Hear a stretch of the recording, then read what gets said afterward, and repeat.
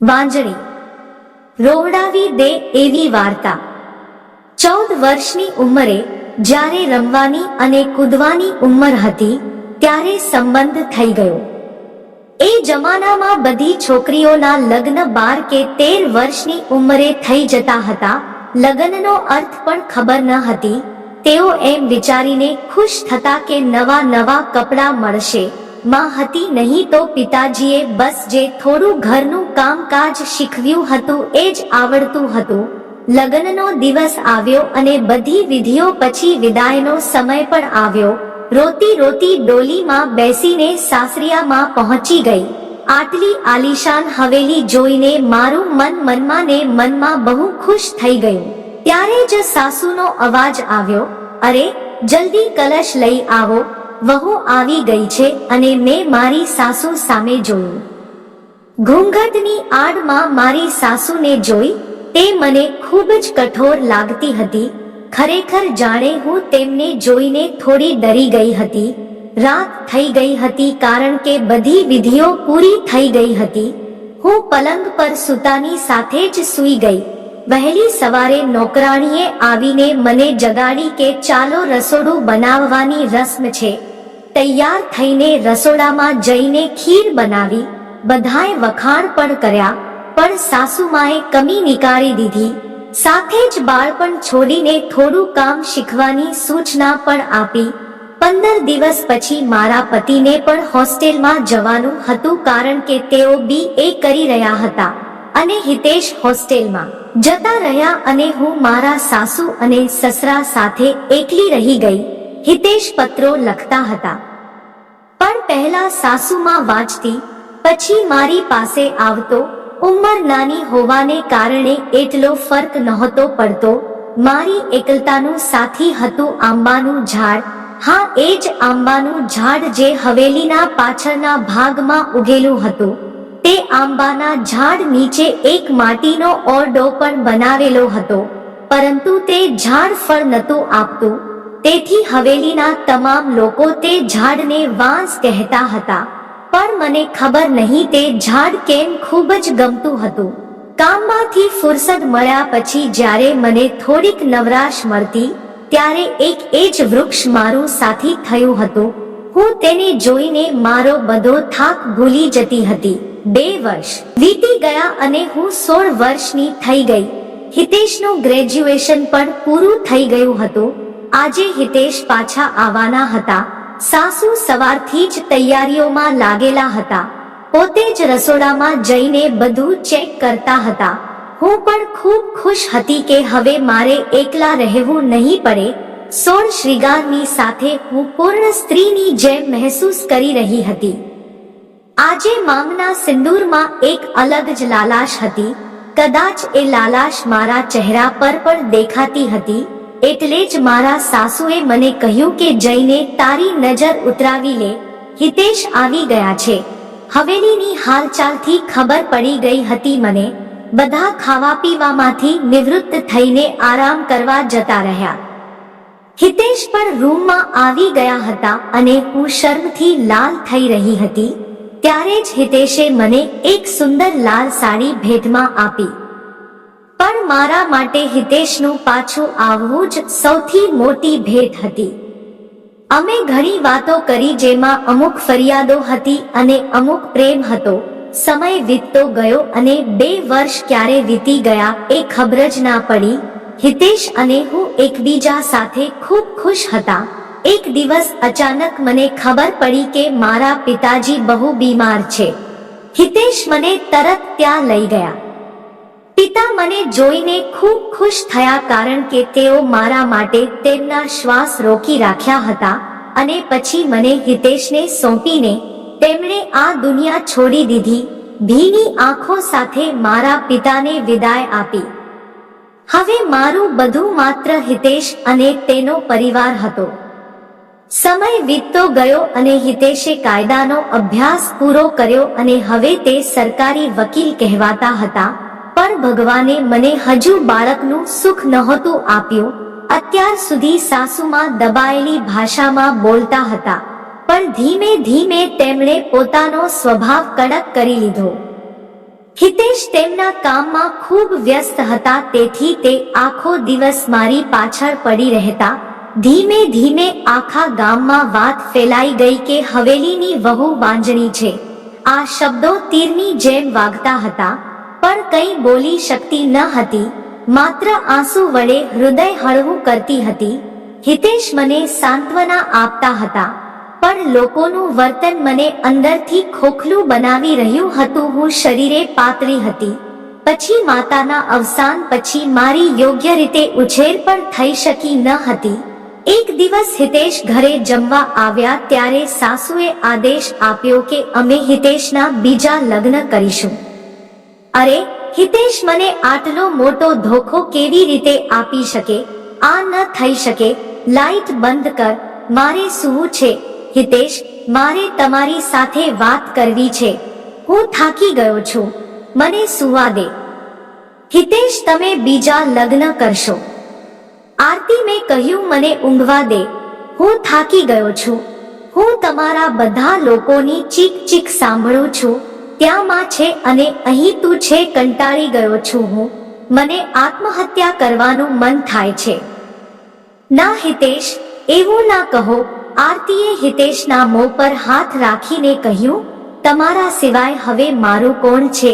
આરતી આખી રાત પડખું ફરતા વારે વારે આંસુ વહાવતી રહી, અને જ્યારે હું સવારે ઉઠી ત્યારે હું એક તૂટેલી સ્ત્રી હતી જે દરેક બાબતમાં સમાધાન કરી લે છે. આખી રાત વિચારતી રહી કે કદાચ હિતેશે પણ બીજા લગ્ન માટે મૌન મંજૂરી આપી દીધી છે, પણ તેને ખબર ન હતી કે તેની માતાએ તેને બીજા લગ્ન માટે કેટલી હદે દબાણ કર્યું હતું. એક મહિનામાં હિતેશના બીજા લગ્ન ગંગા સાથે થઈ ગયા. ગંગા હિતેશની માતાના દૂરના સંબંધીની પુત્રી છે. આરતી, તારો સામાન પાછળના રૂમમાં રાખી લે. આજથી ગંગા આ રૂમમાં હિતેશ સાથે રહેશે. આરતીની સાસુમાં એ હાથ હલાવીને કહ્યું, આ રૂમ હું કેવી રીતે છોડી શકું? આ મારો રૂમ છે. જેને જ્યાં જવું હોય ત્યાં જાય. પણ પછી મને લાગ્યું કે જે મને લગ્ન કરીને આ ઘરમાં લાવ્યો છે તે જ મારો નથી, તો આ રૂમ કેવી રીતે મારો હોઈ શકે? આટલું વિચારતા જ આંખોમાં આંસુનું પૂર વહી ગયું. સિંદૂરની પેટી અને કપડાં લઈને કાચા માટીના ઓરડા તરફ ગઈ. એક ખૂણામાં સામાન મૂકીને બારી પર બેસી ગઈ અને પેલા આંબાના ઝાડને જોઈને તેને નિહાળવા લાગી. તેને નસીબ કહો કે બીજું કંઈ કે આજે મારી હાલત પણ આ વૃક્ષ જેવી થઈ ગઈ છે, એકલી અને બેસહારા. તેને અત્યાર સુધી પોતાનું અસ્તિત્વ બચાવી શક્યું છે. શું હું આ રીતે મક્કમ અને મજબૂત રહી શકીશ? નહીં તો હું નબળી લતાની જેમ સુકાઈ જઈશ અને મારું અસ્તિત્વ પણ ગુમાવી દઈશ. આવું નહીં થાય. હું મજબૂત રહીશ. જ્યારે આ મૂંગું વૃક્ષ બધા સાથે લડી શકે છે તો હું કેમ નહીં? મારા વિચારોની સાંકળમાંથી બહાર આવતા જ મેં મારી જાતને સંભાળી લીધી અને દરેક પરિસ્થિતિ સામે લડવાની તૈયારી કરી. દિવસો વીતતા ગયા અને મેં મારી જાતને ઘરના કામકાજમાં વ્યસ્ત કરી દીધી. મારા ઓરડાની આસપાસ ઘણા બધા વૃક્ષો વાવ્યા અને બાકીના સમયમાં તે વૃક્ષોની સંભાળ લેતી અને તે આંબાના ઝાડની ખાસ કાળજી રાખતી. ગંગા એક સારી છોકરી છે. જ્યારે પણ તે મારી સાથે વાત કરવા આવતી ત્યારે મારા સાસુ તેને બહાને બોલાવી લેતા. હિતેશ પહેલા કરતા વધુ વ્યસ્ત રહેવા લાગ્યા. મારી સાથે વાત કરતા પણ તેમની આંખોમાં હંમેશા પસ્તાવો દેખાતો. કદાચ તેમને મારી હાલત જોઈને ખરાબ લાગતું હતું, પણ તેની માતા સામે જવાની હિંમત ના કરી શક્યા. ગંગાના દિવસો ખુશીથી પસાર થઈ રહ્યા હતા અને મારા દિવસો માત્ર પસાર થઈ રહ્યા હતા. અને થોડી જ વારમાં એ દિવસ પણ આવી ગયો જ્યારે ગંગા એ ખુશીના સમાચાર સંભળાવ્યા કે તેમાં બનવાની છે. આખી હવેલીમાં ઉત્સવ જેવો માહોલ હતો. બધા નોકરોમાં ભેટો વહેંચવામાં આવી. મને પણ ખૂબ આનંદ થયો કે સારું થયું. હવે ઘરમાં નવા મહેમાન આવશે. કદાચ મારા જીવનની ઉજ્જડ પણ થોડી ઓછી થઈ જશે.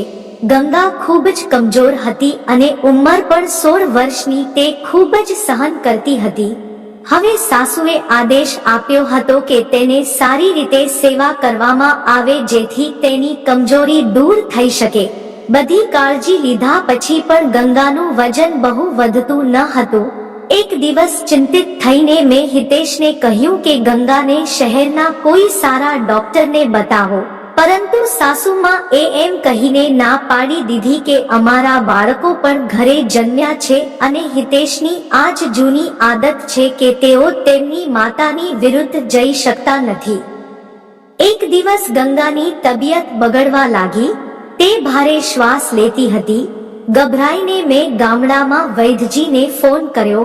વૈદ્યજીએ આવીને થોડી દવાઓ પણ આપી અને લોહીની કમી વિશે પણ કહ્યું. અને જ્યારે મેં હિતેશને આ બધું કહ્યું ત્યારે સાસુએ મને ગંગાથી દૂર રહેવાનો આદેશ આપ્યો અને કહ્યું કે ગંગા પર વાંજણીનો પડછાયો પણ ન પડવો જોઈએ. બસ હું ગંગાથી અલગ થઈ ગઈ અને ફરી હું આખો દિવસ મારા ઓરડામાં એકલી રહેવા લાગી. કે પછી કહું કે અંદરથી હું જ ડરી ગઈ હતી કે સાચે જ મારા કારણે ગંગાને કંઈક થઈ ના જાય. થોડા દિવસો પછી નોકરોનો અવાજ સાંભળીને રાત્રે હું આંગણા તરફ દોડી અને જોયું કે ગંગાની ડિલિવરીનો સમય આવી ગયો છે. ગામની વૃદ્ધ મહિલાઓ અને દાયણોને બોલાવવામાં આવી હતી. આખી હવેલીમાં હંગામાનું વાતાવરણ હતું. મેં હિતેશ તરફ જોયું. હું તેમની પાસે ગઈ અને થોડી ધીરજ રાખવા કહ્યું. થોડી વારમાં બાળક રડવા લાગ્યું. અમે બધા ખુશ થઈ ગયા. પણ પછી કાકી બહાર આવ્યા અને કહ્યું કે ગંગાની કમજોરી અને લોહીની ઉણપને કારણે તેઓ ગંગાને બચાવી ન શક્યા. દીકરીને જન્મ આપીને ગંગા મૃત્યુ પામી. હું પૌત્રનો ચહેરો જોઈ શકી નહીં. હવે મારો પરિવાર કેવી રીતે ચાલશે? આખી હવેલીમાં સાસુનો વિલાપ ગુંજતો હતો. એ નાનકડી દૂધવાળા ચહેરાવાળી છોકરીને જોઈને મારું દિલ બહાર આવી જતું હતું. એવું લાગતું હતું કે તે હું જ છું. મેં તેને મારા દિલની નજીક રાખી. જે બાળકોની માં નથી હોતી એ બાળકો કદાચ થોડા વધુ હોશિયાર હોય છે. તે મને જરાય પરેશાન ન કરતી. તે દૂધ પીને જ સૂઈ જતી. સાસુમાં કહેતા રહેતા કે દીકરીઓથી વંશ નથી ચાલતો, પણ હવે કદાચ કોઈને ફરક નતો પડતો. હિતેશ હવે પહેલાથી વધારે ખુશ રહેવા લાગ્યા હતા. ઓફિસેથી આવતાની સાથે જ તે મારા રૂમમાં આવીને ગુડિયાને ખવડાવતા. મને પણ હિતેશને ખુશ જોઈને સારું લાગતું હતું. ગંગા ગયાને અને ગુડિયા આવ્યાનું વર્ષ વીતી ગયું હતું. આજે ગંગાની વર્ષગાંઠ છે. મેં હવેલીમાં નાની પૂજા રખાવી છે. પંડિતજી આવતાની સાથે જ સાસુમાએ પૂછ્યું કે શું હું પૌત્રનો ચહેરો જીવતા જોઈ શકીશ, અને પંડિતજીએ તેને ગ્રહશાંતિ માટેના કેટલાક ઉપાયો જણાવ્યા. સાસુમા પંડિતજીને હવેલી બતાવવા અને આખી હવેલીની શુદ્ધિ કરાવવા ગયા. મારી ઓરડી પાસે જઈને પંડિતજીને તે વાંસ વૃક્ષ પર બતાવ્યું. ઝાડને જોઈને પંડિતજીનો ચહેરો નિસ્તેજ થઈ ગયો. કહેવા લાગ્યા કે આ ખરાબ ઝાડને કારણે અમારા ઘરમાં દીકરો નથી. જેટલું બને તેટલું જલ્દી આને કાપી નાખો. હવે મારી સહન કરવાની હદ થઈ ગઈ હતી. મેં હિતેશ તરફ જોયું પણ તે ના પાડશે એવું મને નહોતું લાગતું. અને સાસુએ તરત જ નોકરોને બોલાવીને આજે જ આ ઝાડ કાપવાનું કહ્યું. શું કરું? મારા સુખદુઃખના સાથીને કેવી રીતે બચાવું તે જ સમજાતું નહોતું. તે કુહાડી લઈને ઝાડ કાપવા માટે આગળ વધવા લાગ્યા. હું ભાગીને તે ઝાડને વળગી ગઈ અને ઝાડના કાપવા માટે વિનંતી કરવા લાગી, પણ તે લોકો માનતા ન હતા. હું રડતી રહી પણ કોઈને દયા ન આવી. પછી કોઈએ મને ખેંચીને ધક્કો માર્યો અને મારું માથું પથ્થર સાથે અથડાયું. મારા માથામાંથી લોહી નીકળતું જોઈને હિતેશથી રહેવાયું નહીં અને તેમણે બધાને ત્યાંથી હટાવી દીધા અને તરત જ મને હોસ્પિટલ લઈ ગયા. ડોક્ટર સાહિબાએ મલમ લગાવ્યા પછી મને થોડો હોશ આવ્યો. સામે ઉભેલી ડોક્ટર સાહિબા હિતેશને કંઈક સમજાવી રહી હતી. સાસુમાં પણ ત્યાં જ હતા અને તે સ્પષ્ટ હતું તેણીના ચહેરા પર કે તેણીએ જે કર્યું તેના માટે પસ્તાવો હતો. ડોક્ટર, શું હવે તેને અમે ઘરે લઈ જઈ શકીએ છે? હિતેશે પૂછ્યું. હા, હવે તમે તેને લઈ જાઓ. તમે જઈ શકો છો, પણ ધ્યાન રાખજો કે આવું ફરી ન થાય, કારણ કે આવી હાલતમાં આ રીતે પડવું સારું નથી. આવી હાલત એટલે ડોક્ટર, તેને શું થયું છે? હિતેશે ડોક્ટરને ગભરાટમાં પૂછ્યું. અરે, તમને ખબર નથી કે તે હવે માતા બનવાની છે, તો તેની સારી રીતે કાળજી રાખજો. આ સાંભળીને કોઈને વિશ્વાસ ન થયો. બધા એકબીજા સામે જ જોઈ રહ્યા હતા અને હું બિલકુલ માની શકતી ન હતી. સાસુની આંખોમાં અફસોસના આંસુ હતા. મારા માથા પર હાથ મૂકીને તેઓ માત્ર એટલું જ કહી શક્યા કે મને માફ કરી દે, અને મેં હસીને તેમને ગળે લગાડ્યા જેમ મેં મારી માને લગાડી છે. આખા 9 મહિના સુધી મારી સાસુએ મારી ખૂબ કાળજી લીધી અને મેં તે ઝાડનું ધ્યાન રાખ્યું. આજે મારી ડિલિવરી થવાની હતી. સાસુ મને સમયસર દવાખાને લઈ ગયા, જેથી ગંગા વખતે તેણે જે ભૂલ કરી હતી તે ન થાય. અભિનંદન, તમારા પૌત્રનો જન્મ થયો છે. નર્સે આ સમાચાર સાસુને કહ્યા અને સાસુએ તેમના હાથમાંથી વીંટી કાઢીને નર્સને આપી દીધી. તે ખુશ હતા, પણ એટલા માટે નહીં પૌત્ર થયો છે, પણ એટલે કે હું એકદમ ઠીક છું. એ કારણે હવેલીમાં ધૂમધામ હતી. બધા ખુશ હતા કે એક પુત્રી અને પુત્રના આગમનથી અમારું કુટુંબ પૂર્ણ થયું છે. અને બીજી ખુશી બીજે ક્યાંક ખીલી રહી હતી. તે આંબાના ઝાડમાં ફળો આવતા હતા. કદાચ આપણે ફળ મળવાની ચિંતા બહુ જલ્દી કરવા માંડીએ